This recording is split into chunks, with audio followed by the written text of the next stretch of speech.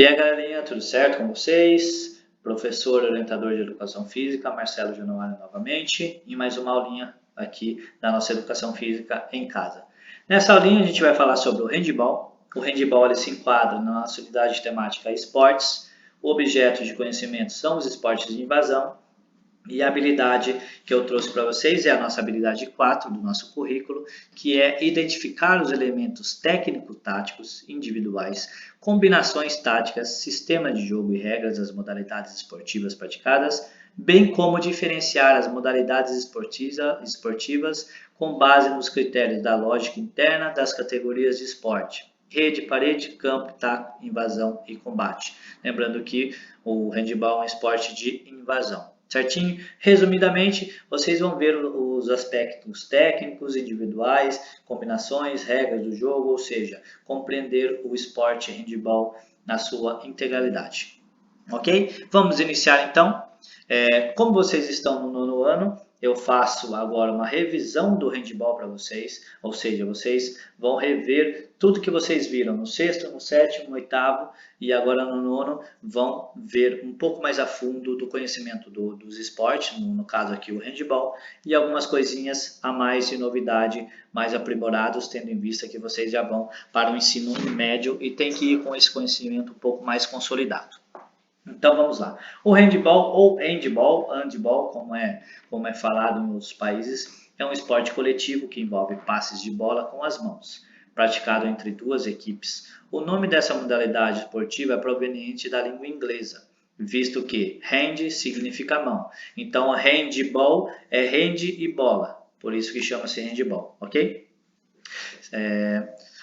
A bola do handball é feita de couro e para as equipes masculinas ela possui um diâmetro maior. Sendo assim, para homens ela tem 58,4 centímetros de circunferência e sua massa, ou seja, seu peso, é de 453,6 gramas aproximadamente. Nas mulheres ela tem 56,4 de circunferência e o seu peso, a sua massa é de 368,5 gramas. Ok?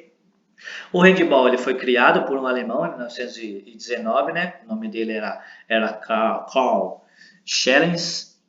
Nesse ano, ele e os parceiros de trabalho reformularam o esporte que era para deficientes visuais. O esporte era Torball. Se vocês quiserem pesquisar um pouquinho sobre o Torball, eles têm características auditivas, porque os deficientes físicos, infelizmente, eles foram perdendo a visão, têm uma baixíssima visão. Certinho? Desde sua criação, o handball, tal como conhecemos, hoje sofreu algumas modificações. O local de jogo, por exemplo, ele era jogado ao ar livre em gramados, em espaços menores. Agora já é executado em quadras fechadas de 40 por 20 metros, a dimensão mínima.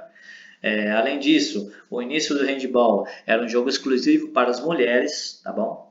Mais tarde, sim, com a sua inclusão nos Jogos Olímpicos, ele passou a ser jogado por ambos os sexos. Como foi criado por um alemão, ele começou a ser jogado em Berlim, na Alemanha, durante a Primeira Guerra Mundial. No entanto, não demorou muito para que se difundisse pela Europa e ainda para outras partes do mundo. Outro fator que o diferencia de sua origem é o número de jogadores. Quando foi criado, ele continha um total de 22 jogadores, ou seja, 11 de cada equipe. Hoje, o número foi reduzido para 14, 7 de cada equipe, o goleiro mais 6 jogadores de linha. No final dos anos 30, o handball passou a ser o esporte oficial dos Jogos Olímpicos de Berlim. Nesse momento, o jogo ainda era disputado por duas equipes de 11 jogadores. Com as novas regras de jogadores e espaços, ele passou a fazer parte dos Jogos Olímpicos a partir de 72. Então, olha lá, para vocês não confundirem. Ele foi visto a primeira vez nos Jogos de Berlim, porque, querendo ou não, era um esporte bem tradicional na Alemanha. Aí ficou esse bloco até 72 sem aparição nenhuma mais nas Olimpíadas, tendo em vista que tiveram alguns acontecimentos aí mundiais, como as guerras mundiais ou outros tipos de guerras que às vezes cancelaram alguns eventos esportivos, e ele voltou a aparecer com tudo, com as duas categorias, categoria masculina e feminina, nos Jogos de 1972. Belezinha? Só para vocês não confundirem. Além disso, o esporte se espalhou pelo mundo e atualmente encontramos diversas competições que ocorrem a nível nacional e internacional. Merece destaque o Campeonato Mundial de Handebol, nas categorias feminina e masculina. Em 1999 foi fundada a Federação Internacional de Handebol, com sede na Basileia, na Suíça. Esse órgão é responsável pelo esporte a nível mundial. Nos dias de hoje, o handebol é praticado em mais de 180 países. Ok? O handebol no Brasil. No Brasil, o handebol passou a ser reconhecido a partir dos anos 30. Em 1940, foi fundada em São Paulo a Federação Paulista de Handebol. Esse momento foi um importante passo para a consolidação do esporte no país. Era jogado mais com as regras, lógico, próprias, mas não tínhamos uma confederação, uma federação, no caso, que gerenciava o handebol aqui no país. Em 1979 foi fundada a Confederação Brasileira de Handebol, ou seja, passa da esfera estadual para a nacional.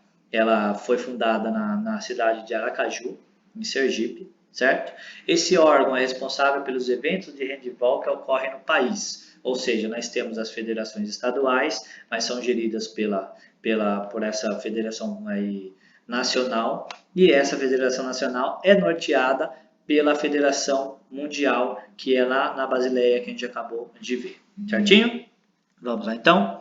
Atualmente, diversos estados possuem equipe de handebol, com destaques para São Paulo, Minas Gerais, Rio de Janeiro e Paraná, ok? Os jogadores e suas posições. Cada time possui 12 jogadores de linha, tá? Aqui, ó, são 6 jogadores de linha e mais um goleiro, então são 14 jogadores, certo? As duas equipes, 7 na linha, 6 na linha e no gol, desculpa.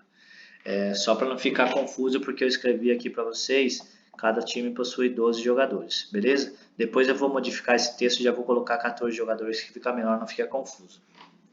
Que além de ser o único jogador, o goleiro, estamos falando, que pode tocar a bola com os pés e dentro da área, pode atuar como um jogador comum. As bolas nos pés, para baixo do joelho, só é prevista pelo goleiro, e dentro da área, que o único jogador que pode entrar também é o goleiro. Além disso, cada time tem mais 5 reservas. O jogador não pode tocar a bola com qualquer parte de baixo do joelho, como eu acabei de dizer. Dar mais de 3 passos com a bola na mão, ou seja, sem driblá-la no chão, sem quicá-la no chão, sem batê-la no chão, certo? Ele só pode dar 3 passos, tem que fazer o passe ou tem que fazer o arremesso. Não pode mais se movimentar a partir desses 3 passos, certo? Senão o time perde a posse de bola e é considerado falta. Os jogadores, eles são o goleiro, que é o basicamente responsável por defender a meta, o gol. O ponta esquerda, meia esquerda, armador central, meia direita, ponta direita e pivô. Não vou entrar nos méritos de cada função de cada jogador. Vocês vão ler e depois vocês vão responder as questões. Como em qualquer esporte, existem alguns fundamentos. Também não vou ler eles, senão o vídeo vai ficar muito extenso. Só vou nomeá-los. As funções de cada fundamento fica a critério de vocês, então. A recepção, que é apenas o ato de receber a bola, amortecer a bola. O passe, o próprio nome já diz, passar a bola para o companheiro. Arremesso é o ato de tentar fazer o gol, tentar acertar e fazer com que a bola adentre ao gol, sendo considerado ponto o gol. A progressão, que é o drible, que eu falei, é a mesma coisa do basquete, tem que impulsionar a bola para o chão. Não, a progressão e o drible, eles são fundamentos que se complementam. A progressão é o deslocar-se e o drible é como se deslocar com a bola em uma situação especial sem que você precise parar, por exemplo, ou dar os 3 passos e fazer o passe ou o arremesso. E a finta, que é o ato de ludibriar ou tentar desorganizar a defesa adversária, ok? Aqui um desenho da quadra para vocês verem.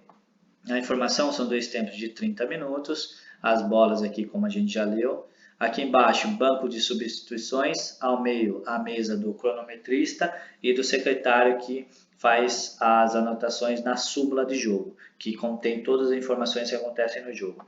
Ela, então, é de 40 por 20, certo?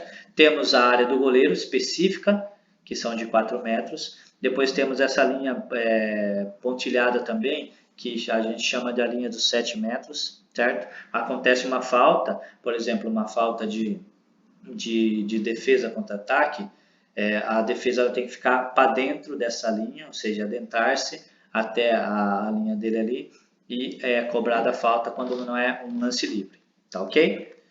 Aí agora vamos responder as questõezinhas para vocês. Conceitue resumidamente o esporte handball. Você vai ver lá em cima, vai falar um pouquinho sobre o handball, como ele foi dado, quais adaptações foram feitas, é advindo de qual esporte, disso e aquilo, ou seja, as particularidades que vocês entenderam. Lembre, gente, não é cópia do texto. Vocês leem, interpretam e escrevem para mim, belezinha?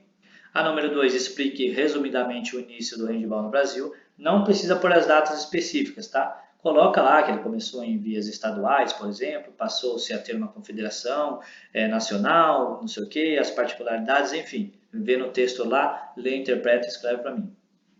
Fale um pouco sobre as posições, tá no texto. Cite os fundamentos, tá no texto.